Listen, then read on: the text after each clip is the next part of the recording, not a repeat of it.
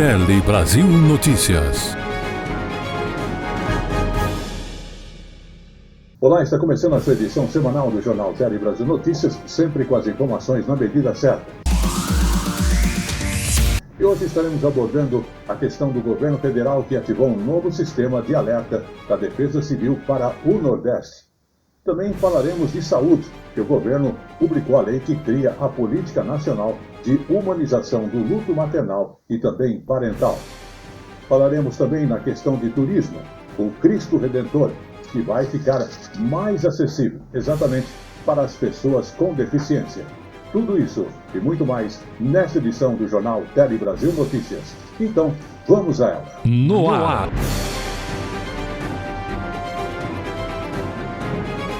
Tele Brasil Notícias.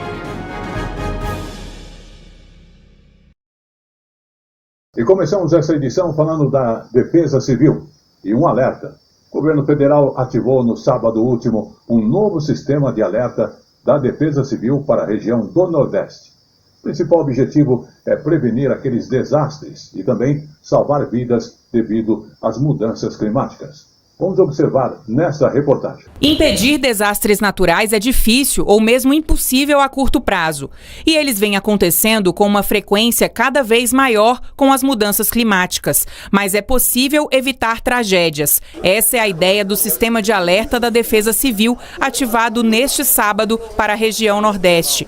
A ferramenta quer garantir que todos os aparelhos de celular localizados na região, de moradores ou visitantes, recebam um aviso sem necessidade de cadastro. O sistema vai enviar alertas para os celulares em casos de enchentes, chuvas fortes, enxurradas, incêndios, entre outros eventos climáticos. A mensagem ficará sobreposta ao conteúdo exibido no aparelho. Um som de alerta vai tocar, mesmo com os celulares em modo silencioso. O sistema foi ativado neste sábado aqui em Brasília, numa simulação que contou com o ministro da Integração, Valdez Góes, a ministra do Meio Ambiente, Marina Silva, e com o presidente Lula. Diversos municípios dos 9 estados do Nordeste participaram simultaneamente da ação. Agora a gente pode, com isso aqui, evitar os desastres. Eu acho que quanto mais vida a gente salvar, mais importante. A operação oficial do sistema na região Nordeste está prevista para começar em 18 de junho. O sistema já está em operação no Sul e no Sudeste e será levado às regiões Norte e Centro-Oeste nos próximos meses. As defesas civis nos estados vão treinar e capacitar os municípios para operar o sistema de alerta. Esses governos e prefeituras, para se utilizar do sistema, é preciso também ter planos de contingência. Então, as áreas de risco precisam estar bem mapeadas, sinalizadas, para quando as pessoas receberem, o alerta, saberem também o que deve adotar de providências para se retirar do local. Vamos falar agora do trabalho e também do rendimento médio do trabalho, que subiu entre 2022 e 2024.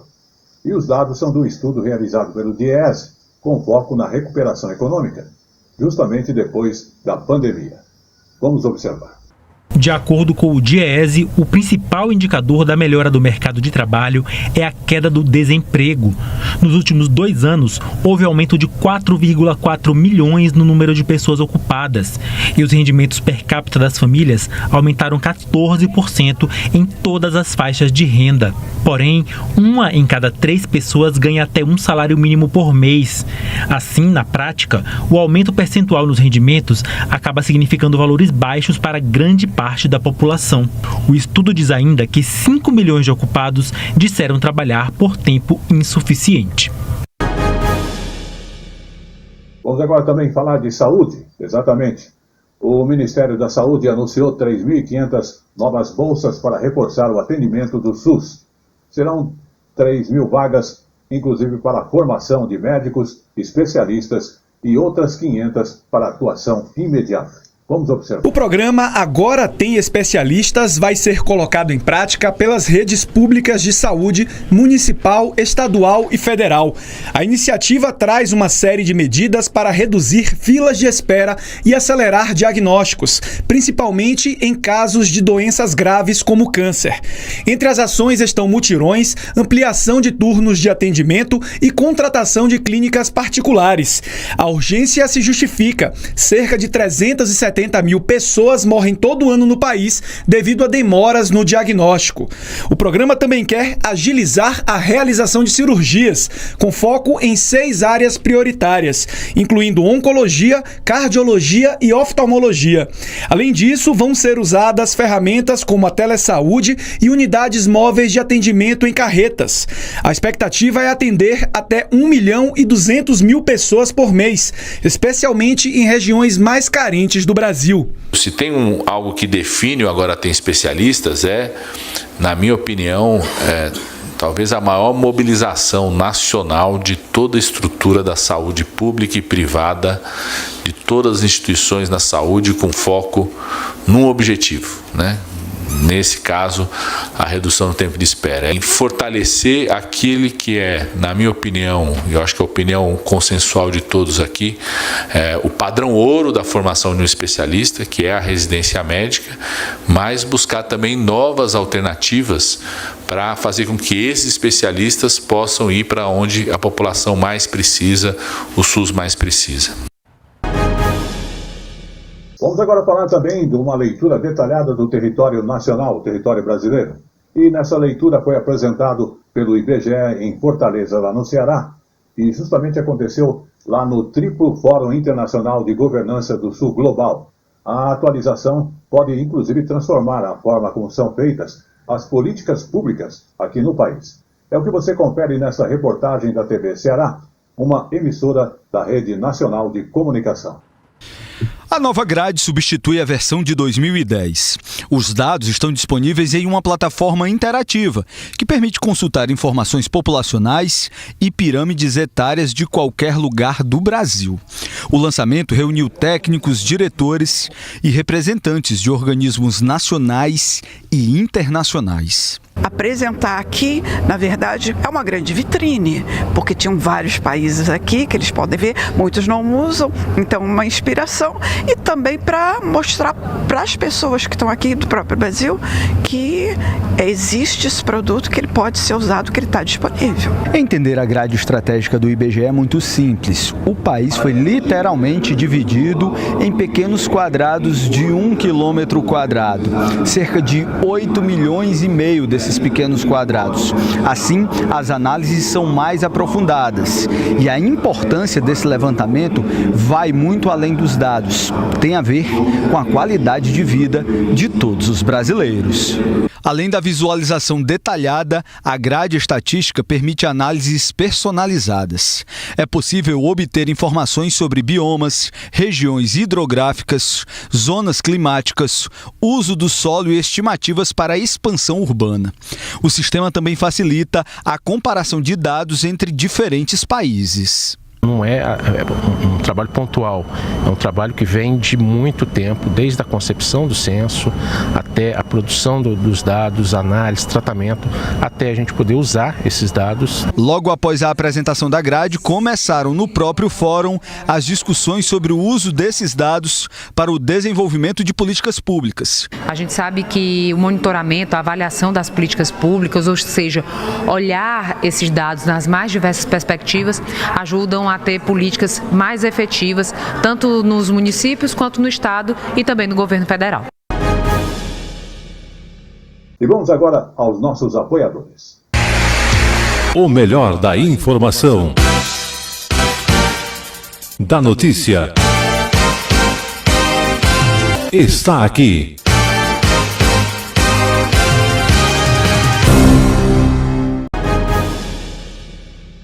Vamos agora também falar da Defensoria Pública, que, aliás, a Constituição garante a todos o direito à defesa e a Defensoria Pública justamente existe para amparar quem não pode pagar por um advogado. E lá no Distrito Federal, o projeto está ampliando esse apoio, oferecendo também atendimento especializado para idosos em situação de vulnerabilidade. Vamos conferir. Sônia é beneficiária do BPC e tinha dificuldade de resolver vários problemas. Registro no programa habitacional local, questões jurídicas, exame de vista. Para uma pessoa idosa e sem condições financeiras de se deslocar para vários lugares, ela encontrou solução no programa da Defensoria Pública do Distrito Federal, o Defensoria Longevidade, que na sua primeira edição juntou 23 parceiros, públicos e privados, para atender os idosos. 99% dos meus problemas foram resolvidos através da Defensoria Pública. Toda essa parte do jurídico, a parte da CODAB, a parte de todos os setores que envolvem as ações sociais. E a Claudi, que ficou sabendo dos serviços do Defensoria Longevidade por meio da filha e saiu de lá com a agenda cheia em vários órgãos. Eu estou para a CAESB, Enel, para resolver um problema da minha casa, viu? Resolver o problema da minha casa, cortar meu cabelo. A ideia de reunir vários serviços num só lugar para atender a população idosa nasceu depois do sucesso do projeto direcionado às mulheres, que começou em março e agora é mensal. A Defensoria Pública ela tem a missão constitucional de defender os mais vulneráveis. A gente tem aqui voucher para cinema, corte de cabelo, sobrancelha, eles fazem massagem, fazem auriculoterapia, cuidam de suas contas, vem renegociação de dívidas, contas com a CAESB, contas com a Neoenergia, vem todas as questões da vida prática deles. Os idosos estão muito agradecidos, né? Porque sem esse apoio a gente iria esmorecer muito mais. As dificuldades estão grandes, mas a gente consegue amenizar um pouco com esse trabalho, com esse carinho, com esse amor que eles têm pelas pessoas. Falar de saúde com você que é a mãe, porque mais de 44 mil mães no Brasil tiveram que lidar com a perda do bebê na gestação ou mesmo no primeiro mês de vida. Apenas no ano passado esse fato. E justamente para que elas possam ter aí a garantia de acolhimento, o governo publicou a lei que cria a Política Nacional de Humanização do Luto e também parental, a norma que inclusive vai entrar em vigor no mês de agosto. Vamos conferir. O luto por uma perda gestacional ainda é um tabu. Grande parte dos profissionais de saúde e hospitais não sabe lidar com a situação, o que aumenta o sofrimento das famílias. Foi o caso da Natasha, que passou por uma série de protocolos inadequados, inclusive com o próprio médico obstetra. Ele olhava para mim e ficava mudo, eu não sei o que te dizer. Eu não sei.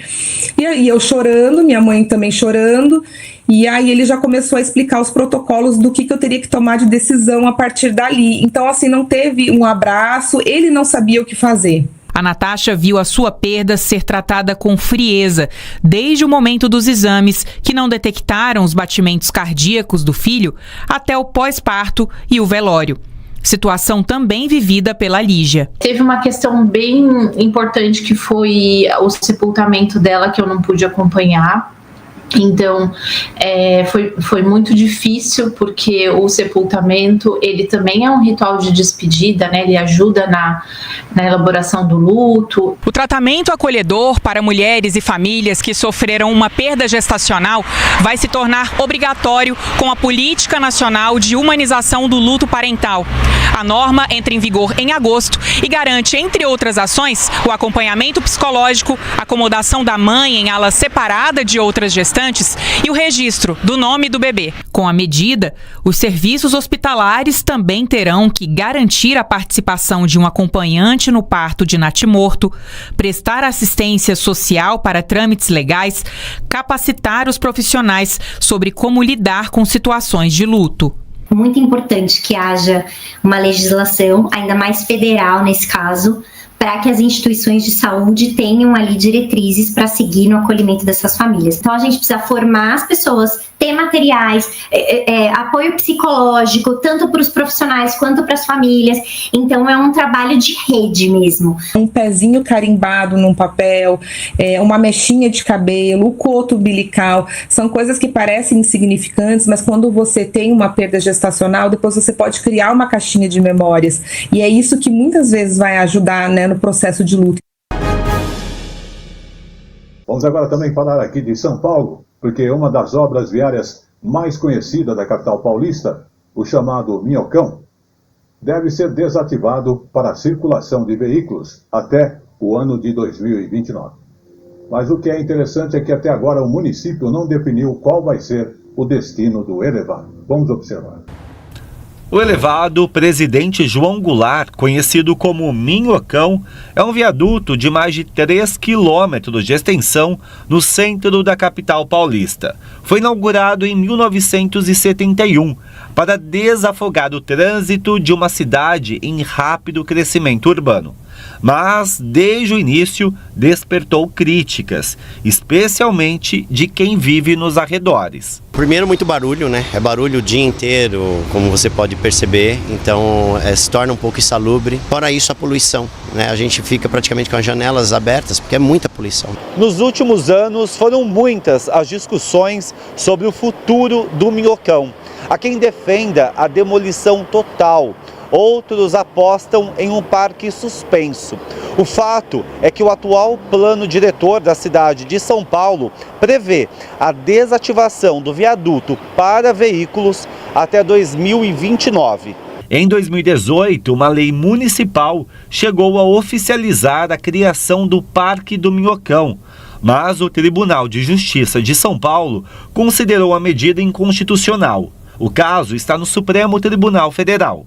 Atualmente, a Prefeitura estuda a construção de um corredor viário e de outras intervenções para viabilizar a desativação do viaduto. De forma experimental, o município criou recentemente este bolsão de estacionamento debaixo do elevado. Quando a gente pensa na solução parque, a gente precisaria ter um ótimo projeto para garantir que os 3 quilômetros e pouco embaixo do Minhocão não sejam como são hoje, um lugar que as pessoas evitam. Por isso que eu acho que a opção de destruição do Minhocão ganha muita força. É uma situação complexa e demanda necessariamente uma resposta complexa. É possível fazer correções? É a primeira atitude que a gente deve ter. É possível fazer a correção, a gente vai tentar corrigir. Se não é possível, não tem jeito, a gente derruba. Então eu sou a favor que permaneça assim até se realmente fazer um estudo aprofundado das possibilidades reais, realistas e boas para a cidade e para a coletividade. E chegou agora no Tele Brasil Notícias o nosso Momento Jurídico. O Momento Jurídico de hoje fala da questão de embriaguez e aquele momento de ânimos exaltados que não afastam o dolo de injúria racial quando isso acontece nesses casos. Vamos observar. Quinta turma do Superior Tribunal de Justiça decide que embriaguez e ânimos exaltados não justificam ofensas e não afastam crime de injúria racial.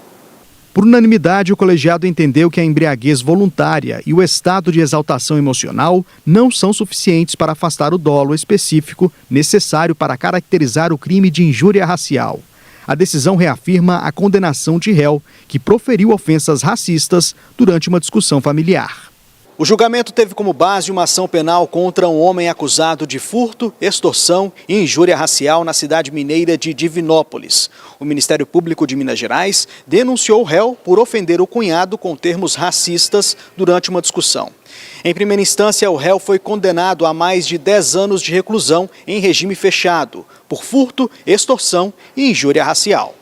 Mas o Tribunal de Justiça de Minas Gerais afastou a condenação por injúria racial, alegando que as ofensas foram ditas por impulso, em um contexto de revolta e uso abusivo de álcool. No recurso ao STJ, o Ministério Público do Estado defendeu que o réu agiu com intenção de ofender a dignidade da vítima em razão da cor da pele, o que foi reconhecido pela quinta turma do STJ.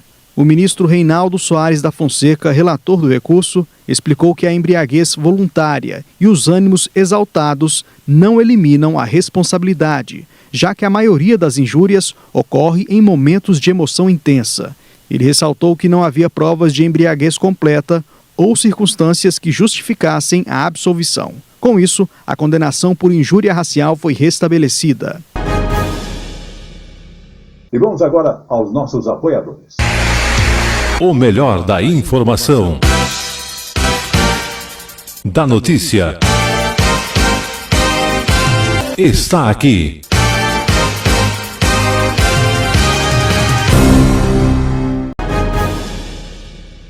Muito bem, também vamos falar agora de educação e a questão do analfabetismo, que caiu mais uma vez aqui no Brasil e chegou a pouco mais de 5% da população em 2024. A informação, inclusive, foi divulgada pelo IBGE. Vamos acompanhar nesta reportagem. Emily dos Santos estuda enfermagem numa escola de ensino médio no Rio de Janeiro. E ela sabe do poder transformador da educação. Aqui eu conheci oportunidades, consegui chegar a lugares que talvez eu não chegaria se eu não tivesse a ajuda dessas pessoas. Janine Rodrigues, colega de escola de Emily, leva mais de 2 horas no seu trajeto diário, mas também segue firme. Para mim, o maior desafio é o trajeto, mas isso me deixou mais forte. As duas têm 17 anos e estão dentro de uma das faixas etárias mais desafiadoras do sistema de educação. Isso porque, com o passar dos anos, muitos vão abandonando a escola por conta de motivos como a necessidade de trabalhar e a gravidez não planejada. Mas os dados do IBGE, divulgados nesta sexta-feira, revelam que a situação está um pouco melhor. Em 2016, pouco mais de 27% das pessoas tinham completado o ensino médio. O índice foi subindo até passar a casa dos 31% em 2024, nível mais alto da história. As pessoas com ensino superior completo também chegaram ao patamar recorde. Em 2016, eram cerca de 15% da população. No ano passado, passavam dos 20%. O estudo ainda mostra outros indicadores que estão melhores. A média de anos de estudo, por exemplo, vem crescendo. Em 2016, as pessoas estudavam pouco mais de 9 anos. Em 2024, a média já passava de 10 anos. O analfabetismo também caiu ao menor patamar da história e chegou a 5,3% da população. O panorama que o IBGE revela é de um país com mais pessoas estudando e indo mais longe em suas trajetórias. Mas um motivo de preocupação ainda é a qualidade do ensino. O professor Tiago lembra que muitas escolas ainda funcionam de forma precária e que precisam de mais financiamento público. Ele também fala da importância de investimento na carreira docente. Você tem diversos governos estaduais, por exemplo, que não fazem concurso público. A gente tem estados no Brasil, 80% do corpo docente é composto por profissionais terceirizados, contratados, sem vínculo efetivo, né? Embora enfrentem desafios, os estudantes não querem saber de parar. Da minha família, exatamente, eu vou ser a primeira a ingressar no ensino superior. Vamos agora falar então de internet, porque um levantamento feito pelo Fórum Brasileiro de Segurança Pública está mostrando que o número de postagens na internet com ameaças às escolas cresceu em torno de 360%. Isso nos últimos 4 anos. Vamos acompanhar e conferir essa informação. Até maio deste ano, já foram contabilizadas mais de 88 mil menções diretas a ameaças contra alunos, professores e diretores de escolas nas redes sociais. Em 2021, esse tipo de publicação mal ultrapassava 44 mil posts. Em 2023, apenas 10% desse conteúdo violento estava na internet convencional. Neste ano, o percentual que está facilmente acessível nas redes subiu para 22%. 1/5 dessas publicações são comentários que elogiam agressores que fizeram ataques em escolas. E são os meninos que estão mais envolvidos nesses conteúdos violentos. Segundo o estudo, eles são influenciados por mensagens misóginas, de ódio a mulheres, que estão sendo fortemente disseminadas nas redes. Que vítimas são essas? Que agressores são esses? Que são diferentes daqueles que a gente tentava combater quando falava de misoginia na internet há muitos anos atrás. esse debate teve um fruto muito importante, que foi o Marco Civil da Internet, mas basta você ligar no jornal rapidinho e você vai descobrir que chegou a hora da gente ser um pouco mais firme com as plataformas e chegou a hora da gente repensar, atualizar as nossas leis e que o judiciário as faça valer. Só assim. Vamos também falar aí das bets, porque apostas online, o Brasil deixa com esse fato de arrecadar nada menos que 11 bilhões de reais por ano em impostos por causa do mercado ilegal de bets. É o que aponta um levantamento feito pela LCA, que é a consultoria em parceria com o Instituto Locomotivas. Vamos observar. O evento em São Paulo reuniu especialistas sobre o mercado de apostas e representantes do governo federal para discutir os desafios do setor. Na ocasião, foi divulgada uma pesquisa realizada pelo Instituto Locomotiva e LCA Consultores. O estudo ouviu 2.000 apostadores. 61% deles disseram já ter feito apostas em plataformas ilegais neste ano. 78% consideram difícil distinguir sites legais dos ilegais. O levantamento estima que entre 41% a 51% das bets em funcionamento estejam operando de forma ilegal.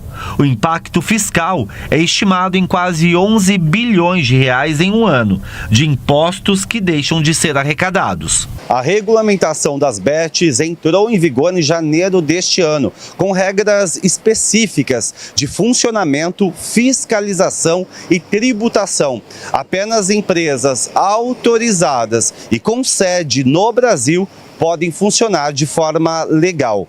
Cerca de 11.000 sites de apostas ilegais já foram tirados do ar, mas muitos persistem porque estão ancorados em servidores e domínios internacionais. O que a gente está pedindo para o Congresso Nacional é uma alteração na lei do Marco Civil da Internet para que as ordens de bloqueio possam ser exigidas também dessas infraestruturas digitais e não somente das empresas de telecomunicações. Para o Instituto Locomotiva, é necessário combater também a publicidade desses sites. A regulação tem que passar necessariamente por impedir a propaganda nas redes sociais, nas plataformas, por influenciadores que levam a esses sites ilegais. Então não basta apenas fechar os domínios dessas plataformas ilegais. Outro caminho é ficar atento se as plataformas são legalizadas. As plataformas com a regulamentação federal usam a terminologia no site do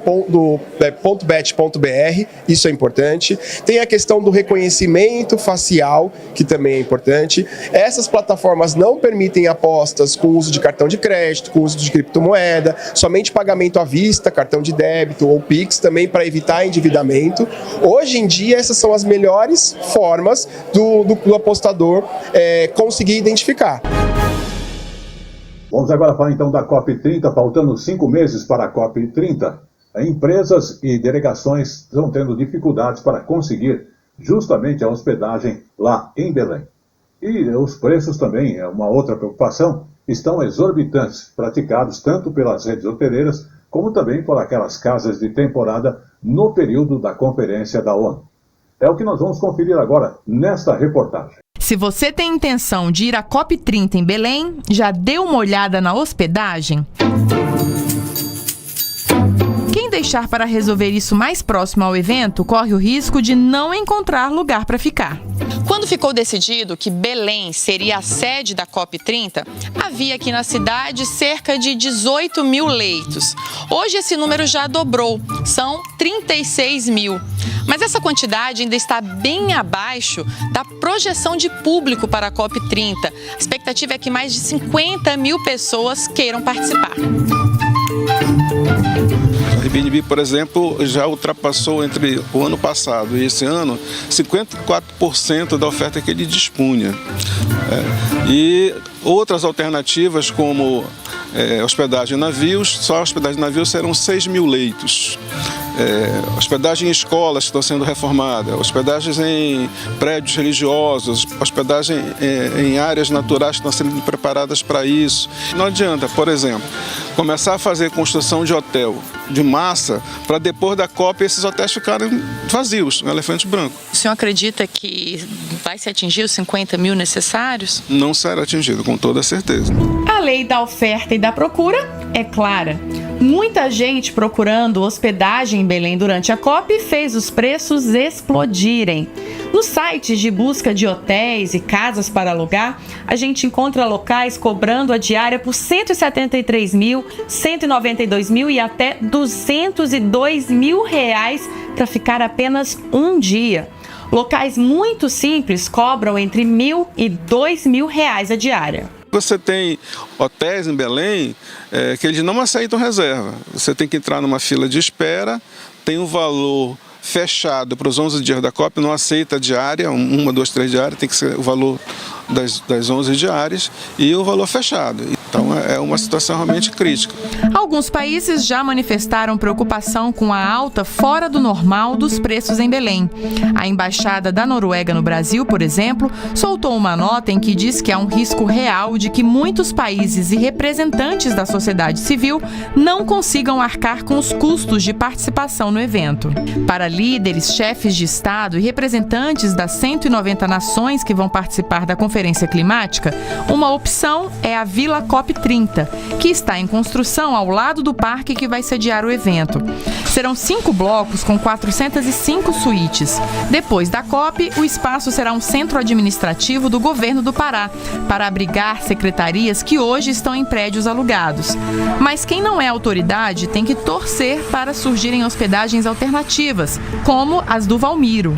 A família está disponibilizando 3 imóveis para aluguel na COP30, com o objetivo de colaborar com a recepção dos que vão participar desse evento. Há também aqueles que usam, digamos assim, a criatividade para transformar um motel em hotel. Que é a cadeira erótica, que é o que eu te falo, daqui a gente tem que acabar tirando para não assustar as pessoas que vão vir se hospedar aqui. Então, esse tipo de coisa que a gente quer retirar para a adaptação da COP. Para reunir todas as ofertas de hotéis, imóveis particulares e leitos de navio, o governo federal contratou a plataforma B-Network. A ferramenta vai permitir que os interessados consultem as opções, comparem preços e façam a reserva. A empresa está fazendo o levantamento das hospedagens e ainda não informou a data de início do serviço. E além da questão hoteleira, outra área que exige atenção para o evento é a segurança. Cabe à Polícia Federal coordenar o trabalho de todas as agências e forças nos mais diversos setores. Estão ligados à segurança de autoridades, à segurança de grandes eventos, qualquer incidente de cibersegurança e a segurança das infraestruturas críticas, que podem ser abastecimento de água, energia elétrica, sinais de comunicação, enfim, qualquer assunto que possa ter uma incidência negativa no evento. A gente tem que estar monitorando e evitando qualquer desabastecimento, interrupção de serviços, tudo aquilo que possa interferir na paz e na continuidade da COP30. Já o governo do Pará investiu principalmente nos equipamentos usados pelas forças de segurança e nos cursos de formação. Tem ocorrido cada vez mais capacitações envolvendo coisas voltadas diretamente ao atendimento da população externa que vai circular no Pará, como cursos de línguas, cursos voltados ao atendimento ao turista e a pessoas do ambiente internacional, além de uma constante integração entre as forças e um aumento progressivo dos investimentos materiais e pessoais nos órgãos de segurança.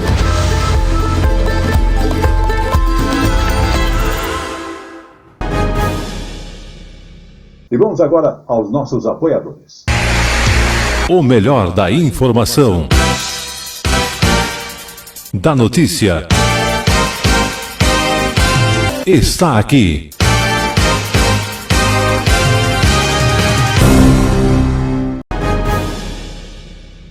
Vamos falar agora de cultura, mais da questão de livros, porque começou em São Paulo a 4ª edição da Feira do Livro. O evento é gratuito e acontece na tradicional Praça Charles Miller, lá no bairro do Pacaembu, e lembrando que vai até o dia 22 de junho. Vamos observar. A feira acontece aqui na Praça Charles Miller, bem em frente ao estádio do Pacaembu, é aberta, de graça.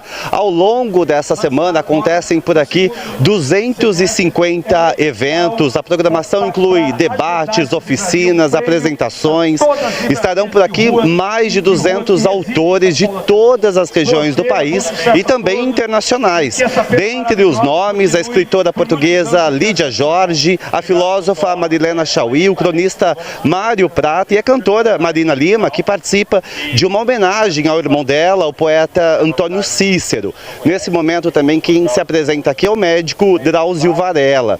Participam também, vieram para cá 150 editoras que trouxeram uma grande variedade de livros. Um dos temas de grande destaque desta edição são justamente os 40 anos da redemocratização do Brasil. Tem também um espaço dedicado às crianças, que vai receber cerca de 60 convidados, e aí eles oferecem oficinas, também contação de histórias para as crianças. A feira oficialmente começou hoje e são 9 dias, vai até domingo, dia 22. A expectativa é de 110 mil pessoas por aqui. E como não poderia deixar de ser também, vamos falar lá do Rio de Janeiro, porque a Bienal do Livro do Rio de Janeiro, que vai até 22 de junho, tem uma programação intensa de encontros. O Festival de Literatura convida o público de todas as idades para uma imersão no livro da literatura. Então vamos observar. Um mar de histórias. É essa a experiência que a Bienal do Livro 2025 oferece aos visitantes. A Lívia tem o suspense como gênero preferido. Parece que eu não tenho mais nada do meu lado, eu só fico pensando naquilo, entendeu? Principalmente livro de suspense, ação, eu gosto muito. Na vida do Lorenzo, as telas ainda ocupam grande parte do tempo de lazer, mas ele também lê com frequência. Eu gosto de ler, eu comprei 3 livros, um de historinha, um das grandes civilizações e das grandes guerras. Já a Júlia é fã de Turma da Mônica. Eu gosto de ler os gibis. Na minha escola antiga, a tia sempre deixava uma estante com os gibis da Mônica. Quando o livro interessa a criança, quando a leitura é de assunto de interesse da criança, com certeza ela vai ler. Durante os 10 dias de evento, mais de 350 autores nacionais e internacionais passarão por aqui. E são mais de 700 estandes. Um deles é o dessa editora, dedicada a publicações sobre personalidades negras e povos indígenas. Além de experiências imersivas, como a biblioteca fantástica com livros gigantes. Nessa roda gigante, o público ouve em cada cabine áudios relacionados a obras infanto-juvenis famosas, como Alice no País das Maravilhas e Crônicas de Nárnia. Muito bem, vamos falar agora de eventos, porque no ano em que se comemora 40 anos da existência do programa Sem Censura, que é da TV Brasil, que foi considerado inclusive o melhor programa de TV do país, e pela Associação Paulista dos Críticos de Arte, a APCA, e também a cerimônia do prêmio. Você vai acompanhar agora de perto nesta reportagem. Na chegada, desfile de estilo, gente famosa e muitos vencedores. Uma reunião com 80 premiados de 11 categorias. O prêmio APCA foi criado em 1956 pela Associação Paulista de Críticos de Arte, com foco em cultura, arte, dança, música e literatura. A partir da década de 70, cinema e televisão também começaram a fazer parte. E acredite, para chegar ali, não é necessário fazer nenhuma inscrição, mas você deve ser literalmente observado. Na verdade é o olhar do crítico, ele circula, ele está aí, né, um ser que participa da vida cultural da cidade, e ele acompanha, né, dependendo da sua área, ou de televisão, ou de cinema, ou de teatro para infância e juventude, e são jurados completamente diferentes, e nenhum vota em 2 categorias, cada um vota numa categoria única. Na categoria televisão, o grande vencedor foi o programa Sem Censura. Com 40 anos de história, ele voltou com força total e repaginado em 2024. A atual diretoria investiu na programação, em conteúdo próprio, retomou um programa histórico que hoje está fazendo 40 anos, que é o Sem Censura, no formato original, mas conectado com a nova linguagem das redes sociais, debatendo cotidianamente temas e problemas do Brasil e prestando serviço para a população. O que fez a diferença foi a sinergia da equipe, porque a gente tem uma equipe que busca a excelência. No centro dessa bancada tem uma estrela, que é a Cissa Guimarães. E essa recriação do programa com ela no centro é o que está sendo reconhecido hoje. Cissa Guimarães é quem comanda a atração, que vai ao ar ao vivo de segunda a quinta-feira, das 4 às 6 da tarde. E edições especiais toda sexta, no mesmo horário. Representa talvez assim, eu acho que o ápice da minha carreira nessa trajetória de quase 50 anos que eu tenho. Representa um trabalho incansável de uma equipe inteira que chega e atravessa o coração das pessoas. Representa, acima de tudo, o sucesso da comunicação pública, da TV pública. Representa esses 40 anos sendo reconhecido por o maior prêmio que a gente tem no país, que é o APCA. Vamos agora então falar do Rio de Janeiro, porque o Monumento do Cristo Redentor vai ficar mais acessível para as pessoas com deficiência. O compromisso de revitalização foi assinado, inclusive, entre o Instituto Chico Mendes de Conservação da Biodiversidade. Vamos acompanhar este evento.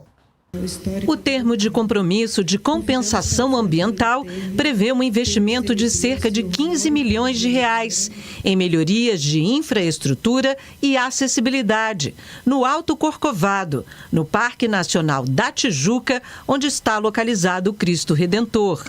A verba virá da compensação ambiental definida pelo IBAMA, pela instalação da plataforma de petróleo P56 na Bacia de Campos, no Norte Fluminense. Segundo o ICMBio, que administra o Parque da Tijuca, os recursos serão utilizados para a aquisição de bens e serviços e também para aumentar a comodidade e segurança dos visitantes. As melhorias incluem a modernização de elevadores, do hall de acesso, das escadas rolantes e a instalação de mais banheiros acessíveis a pessoas com deficiência. Ainda será implementado um projeto paisagístico, a coleta seletiva de lixo e a modernização dos estacionamentos que dão acesso ao Cristo. E vamos agora aos nossos apoiadores. O melhor da informação, da notícia, está aqui.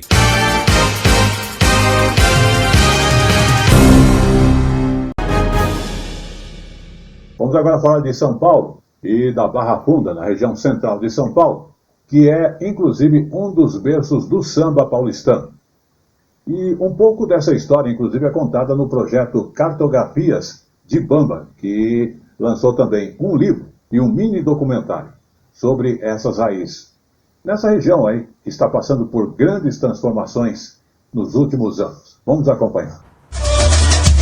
Fundada em 1953, a Camisa Verde e Branco é uma escola de samba da Barra Funda, na região central da capital paulista. A agremiação foi formada pela população negra do bairro, carpinteiros, feirantes e cozinheiras, que muitas vezes viviam em casas que aglomeravam várias famílias. Tem destaque nessa história a família Tobias, que esteve presente desde a fundação e teve 3 gerações à frente da escola de samba. Meu pai era percussionista e ele tocava surdo. O meu avô eu não cheguei a vê-lo tocando, mas mexendo nos arquivos eu achei uma foto dele tocando surdo. Eu sou neta, filha, irmã de percussionista, né? Apesar dos vários títulos da agremiação, alguns dos enredos que mais marcaram este compositor foram canções que homenageiam a história negra do Brasil. Na época ainda da repressão, né, que saiu a imprensa colocou Camisa Verde, sai com um tema racista, né? Foi um negócio. E João Cândido Foi um tema maravilhoso, né? Tema maravilhoso mesmo. Aqui era o Largo da Banana, ponto de encontro dos sambistas na primeira metade do século XX. Mas o bairro da Barra Funda passou por várias transformações ao longo dos anos. E ainda hoje, pouco a pouco, os imóveis antigos são demolidos para dar lugar a novas torres residenciais. Sobra cada vez menos da paisagem da época em que a região era um dos berços do samba na capital paulista. Para preservar todo esse patrimônio imaterial, o projeto Cartografia de Bamba publicou um livro e produziu um documentário que conta essa história. Trabalhar a memória a partir do patrimônio imaterial é colocar para o público uma outra visão de cidade, né, e é fazer com que as pessoas, a partir de retomar as memórias de que viveram, elas tenham isso como um instrumento, né, de empoderamento para a luta política de defesa dos seus territórios. Eu pintei de verde que serve para enxugar lágrimas. Se um dia precisar, a dor e a tristeza me virá felicidade. Aproveitei a tinta que pintei sinceridade. Muito bem, vamos falar agora de festas juninas e a apresentação dos bacamarteiros em Bonito, município de Pernambuco. Vamos acontecer aí e acompanhar de perto os rituais que se repetem todos os anos e saber o que é isso nesta reportagem da TV Ceará, emissora da Rede Nacional de Comunicação. O barulho assusta, mas faz parte da tradição do município de Bonito. A cidade do Agreste, a 126 quilômetros do Recife, atrai turistas durante o ano todo pela beleza da paisagem e encantos da natureza. No período junino tem uma atração a mais, a cultura centenária dos bacamarteiros, que se vestem como antigos soldados, usam chapéus de cangaceiros, empunham armas e disparam tiros para celebrar os santos juninos. No bairro Boa Vista, em Bonito, está a sede do mais antigo grupo de bacamarteiros da cidade. O Batalhão 15 foi criado em 1903. Seu Manuel, atual vice-presidente, é bisneto de um dos fundadores. Eu tenho 72 anos dentro dessa brincadeira de reconstruir o nome de meu pai, de meu avô, de meus tios, que tudo isso aqui são uma família reunida. Seu Manuel e quase todos os integrantes do grupo são agricultores. Trouxeram das lavouras a brincadeira que começou depois da Guerra do Paraguai, entre os anos de 1864 e 1870. O bacamarte era uma das armas utilizadas na época. Quem manuseava era chamado de bacamarteiro. Quando terminou a Guerra do Paraguai, que todo mundo voltou, porque aqui tinha 6 ou era 8 pessoas que chamavam ex-combatente, né? Aí porque o povo voltaram e fizeram a festa junina, brincando, festejando o lucro das lavouras, aí criou-se essa tradição de festejo, né?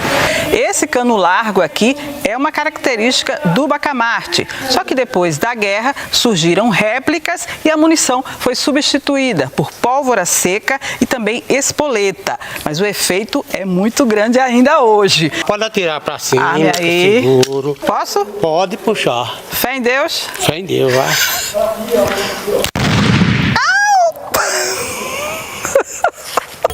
Seu Amaro está acostumado com o barulho e ama o que faz. Cresceu envolvido com a brincadeira. A sede foi erguida pelo pai dele em 89. Ele se orgulha de dar continuidade à tradição de família. Hoje é dia de São João, dia de Santo Antônio, dia de São Pedro. Principalmente dia de São João e São Pedro. Aí bota a farda da gente, bota a reúne, já tem a cova, aí vamos festejar, vamos tirar, todo mundo brinca unido, todo mundo sem malquerença. Novas gerações vão se juntando aos batalhões, inclusive com a presença de mulheres, algo só permitido recentemente. Me sinto orgulhosa e honrada por isso de estar aqui. Não por ser só um bacamateiro, por eu levar o nome da minha cidade para o mundo. E como eu falo sempre, tudo que é bom dura pouco, e o Jornal Tele Brasil Notícias está chegando ao seu final, mas como é nosso costume, antes de encerrarmos, vamos sair da TV Ceará, que vai nos levar a um passeio pelas dunas, vai também cruzar praias e desertos e descobrir aquelas paisagens que realmente são de tirar o fôlego. lá no litoral oeste do estado. Vamos aí acompanhar então na reportagem de Elmar Lima e também Leandro Silva. Em Amontada, litoral oeste do Ceará, os passeios de buggy e 4x4 são convites à aventura e à contemplação.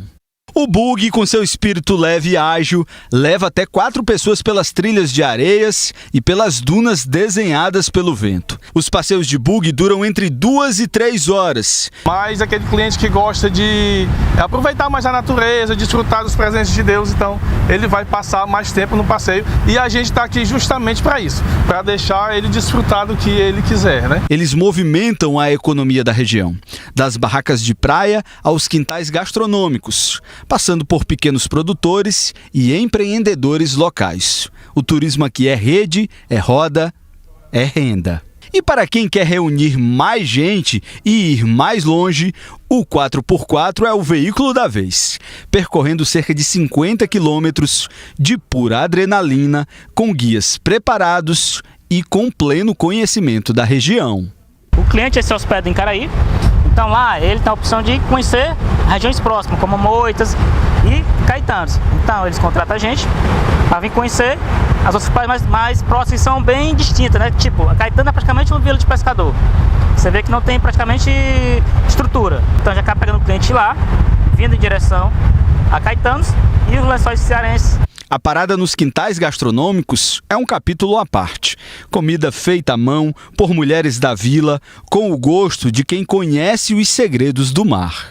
Eles se encantam com nossos atendimentos, assim, do nossos interior. Não tem cliente que vem aqui tomar um café da manhã e resolve almoçar. Não, dona Vera, a gente vai voltar para almoçar.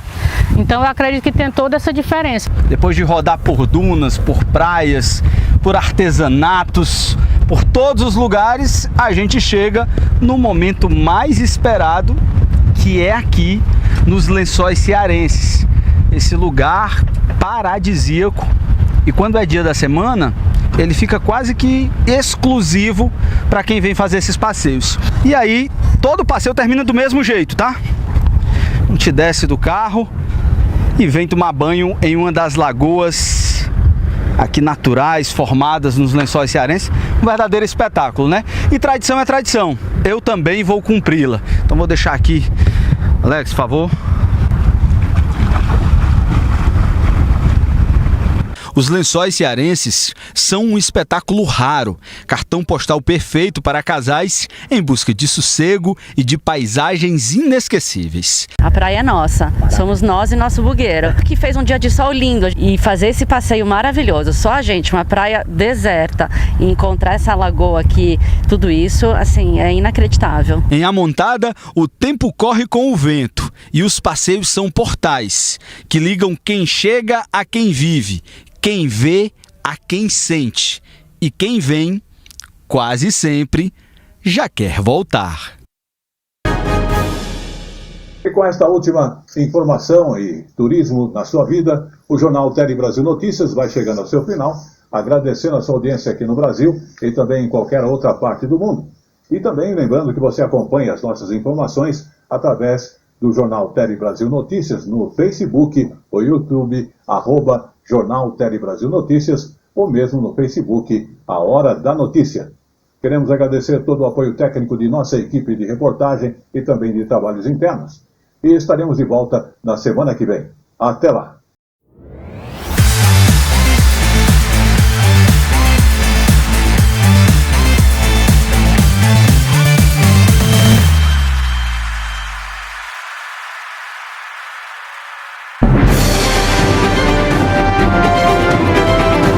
Tele Brasil Notícias.